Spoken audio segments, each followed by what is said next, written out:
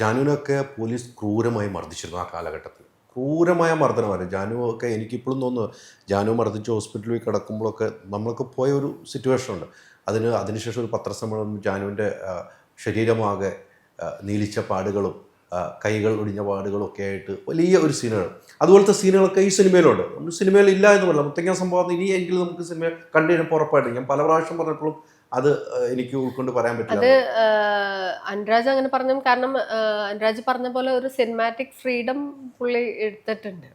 അപ്പോൾ പക്ക ഇപ്പൊ സിനിമയിൽ പറയുന്ന പോലെ ജസ്റ്റിസ് എല്ലാവർക്കും ഈക്വലി കിട്ടിയിട്ടില്ലല്ലോ. നമ്മൾ അതാണെന്ന് പറയുന്നത് ആക്ച്വലി ആ ഒരു ഇതിനോട് നീതി ഉണ്ടാവില്ലല്ലോ. അതുകൊണ്ട് തന്നെയാണ് അതിൽ ആ ഒരു ഫ്രീഡം നമ്മൾ.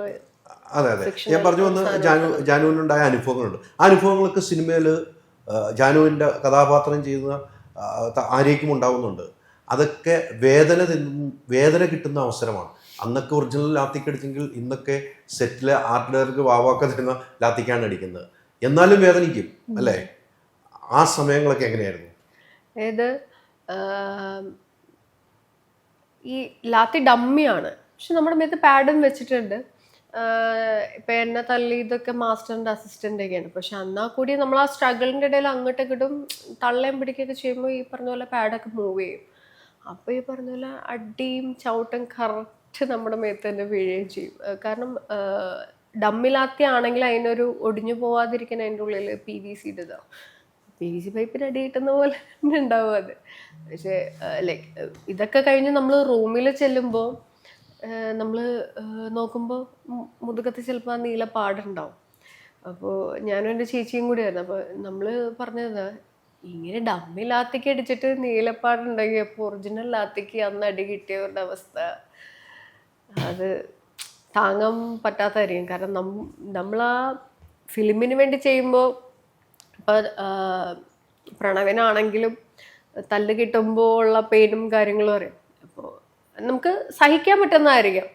പക്ഷെ ഒറിജിനൽ ലാത്തിക്ക് അപ്പോൾ അന്ന് തല്ലുകൊണ്ട അവരുടെ അവസ്ഥ.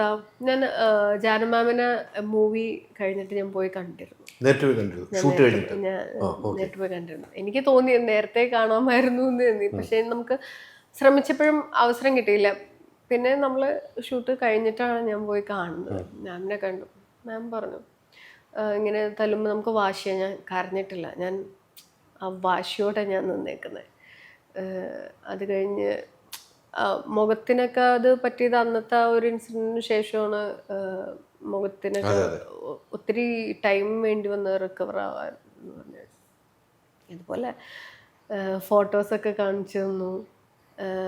നമ്മളെ പണ്ടത്തെ ഫോട്ടോസും കാര്യങ്ങളും. ഇതുപോലെ അന്ന് പിടിച്ചു കൊണ്ടുപോയതിന് ശേഷം പുള്ളിക്കാർക്ക് ഞാൻ അവരുടെ മുഖത്തോക്കി പറഞ്ഞു, നിങ്ങൾക്ക് ചോദ്യം ചെയ്യണമെങ്കിൽ ഇന്ന് ചോദ്യം ചെയ്യാം, നാളെ രാവിലെ മുതൽ ഞാൻ പറ്റില്ല. അപ്പം എന്താണെന്ന് വെച്ചാൽ ഇന്ന് നാളെ രാവിലേക്ക് മുമ്പ് ചോദ്യം ചെയ്തോളാം. അന്ന് പോലീസുകാർ ഉറങ്ങിയിട്ടില്ല എന്ന് പറയാം.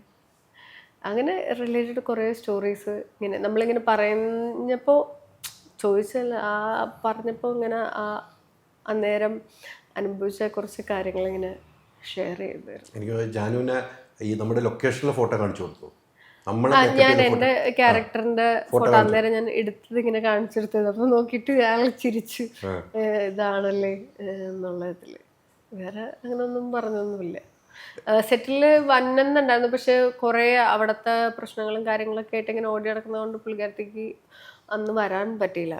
അപ്പോൾ ഞങ്ങൾ അന്ന് മാമിനോട് പറഞ്ഞാണ് ഇങ്ങനെ വരുന്ന കാര്യം.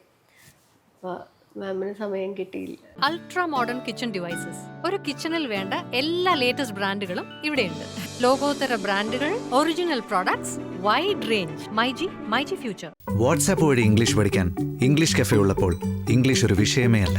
English cafe, we present you the perfect English. WhatsApp now 9633 888 575.